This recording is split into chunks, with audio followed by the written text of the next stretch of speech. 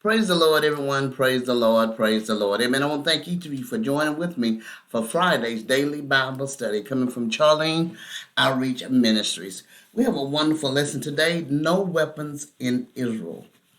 Wow, that's a powerful statement. No weapons in Israel. Amen. And our lesson is coming from 1 Samuel, the 13th chapter, the 15th verse through the 23rd. Amen. We have, before we get started in our lesson, I'm going to ask if anything is said touches your heart, soul, or spirit.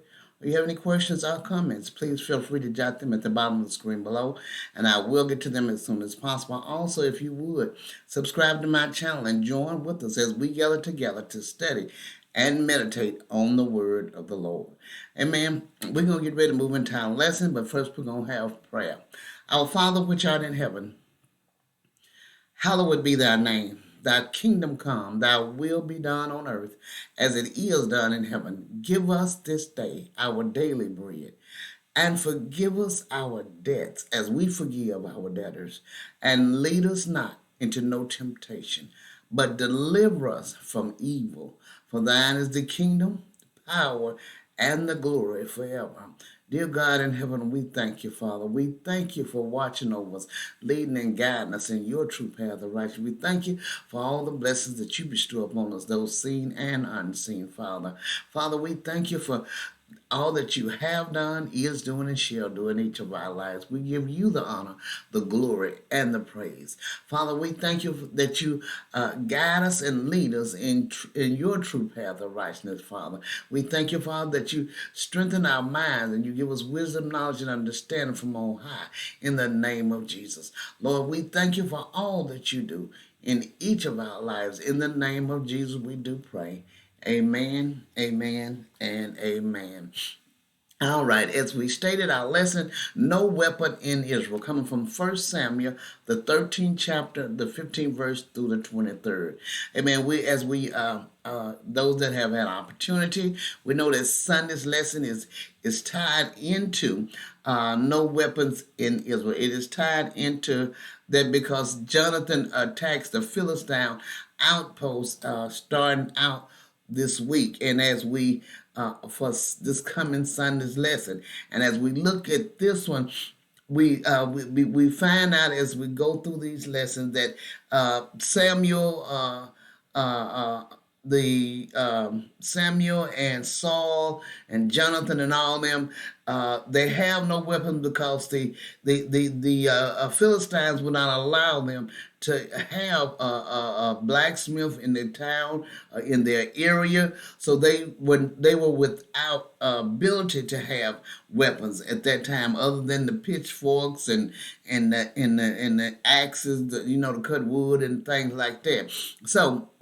And it was, at that time they didn't have even the type of axes that they used in the 60s and 70s. That wasn't even formed at that time. So, they had it difficult. Amen. But now as we move into this lesson, speaking of no weapons in Israel, amen, and it opens up so that you will have a great understanding on Sunday's lesson. The scripture lesson text read, and Samuel arose and went up from Gilgal. The rest of the people went up after Saul to meet the army. They went up from Gilgal to Gibeah of Benjamin, and Saul numbered the people who were present with him, about 600 men. And Saul and Jonathan his son, and the people who were present with him stayed in Gibeah of Benjamin. But the Philistines encamped in Michmash, and raiders came out of the camp of the Philistines in 3 companies.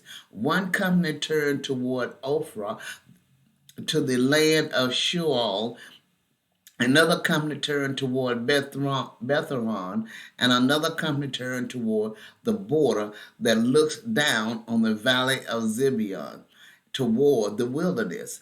Now there was no blacksmith to be found throughout all the land of Israel. For the Philistines said, lest the Hebrews make themselves swords or spears. But every one of the Israelites went down to the Philistine to sharpen his plowshare, his mattock, his axe, or his sickle. And the charge was 2/3 of a shekel for the plowshares, and for the mattocks, and 1/3 of a shekel for sharpening the axe, and for the setting the goads. So on the day of the battle, there was neither sword nor spear found in the hand of any of the people with Saul and Jonathan, but Saul and Jonathan his son had them. And the garrison of the Philistines went out to the pass of Michmash. Amen. As we look at this lesson, this is it's just giving us ready for Sunday's lesson, as it's giving us the background on what is going on with Saul and Jonathan as they are getting ready to go to battle. Amen. And what Saul is going through as a leader, the first king that the Israelites ever had. Amen. After leaving the land of Egypt as in slavery. Amen. Verses 15 and 16 says, And Samuel arose and went up from Gilgal. The rest of the people went up after Saul to meet the army. They went up from Gilgal to Gibeah of Benjamin, and Saul numbered the people who were present with him, about 600 men. And Saul and Jonathan his son, and the people who were present with them stayed at Gibeah of Benjamin, but the Philistines encamped in Michmash. That would say, as we see here, this indicates the mass departure of the Israelites. In previous lesson that we just had last Sunday and throughout the week of last week, we found out that Saul, when he first went out the first time, he had over 2,000 men. Now it has dropped down considerably from what he had, from 2,000 to 600. And it gives a perspective on what Saul saw. And it seems that Saul went back home and Samuel went by there on his way to his home.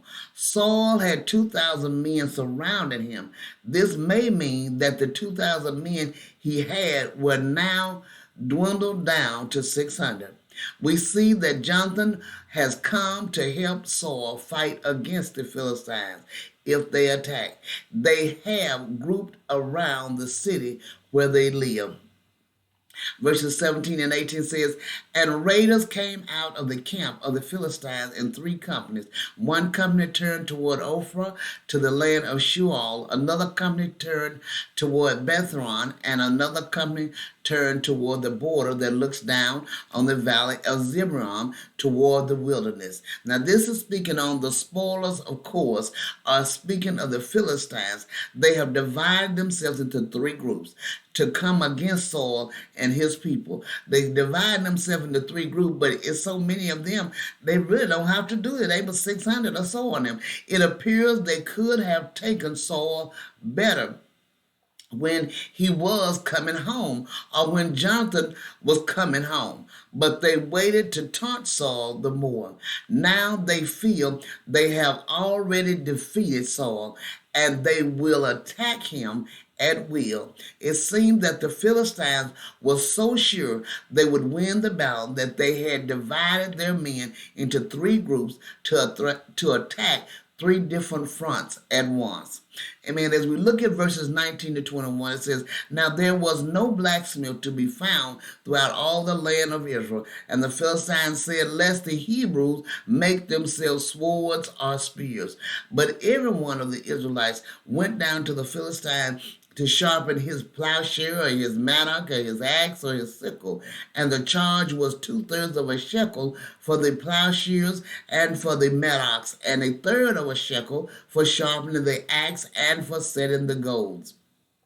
As we see, because the Philistines were skilled in highly prized metalworks, the Israelites were limited in battle to slingshots and bows and arrows. However, God's power more than compensated for Israel's military disadvantage. No matter how many they have, God's power always outbeats and is way more than. When God is for us, who can stand against you? Amen. Verse 22 and 23 says, so on the day of the battle, there was neither sword nor spear found in the hand of any of the people with Saul and Jonathan. But Saul and Jonathan, his son, had them. And that's just what, 2 people? And the garrison of the Philistines went out to the pass of Michmash. As we see now, this was an ill-equipped army of a handful of men. Saul and Jonathan were the only 2 who had a sword and a spear. The other men had clubs and crude instruments of their trade. This seems that the Philistines have cut off the pass to keep people of Saul from escaping or getting help from any direction. This is a very situation. This is a very bad situation for Saul and his men. But as I said, when God is for us, who can stand against us? Who can win against us? Amen. This is a wonderful and powerful lesson. We're going to leave it off at that because tomorrow's lesson going to go even further into what is happening with Saul and Jonathan. Amen. As we know, Sunday's lesson did the eclipse of the whole thing and brought it into fruition of what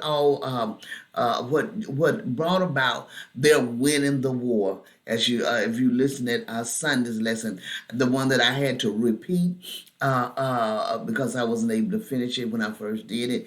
But I pray you have a wonderful and blessed day. God bless you. Amen.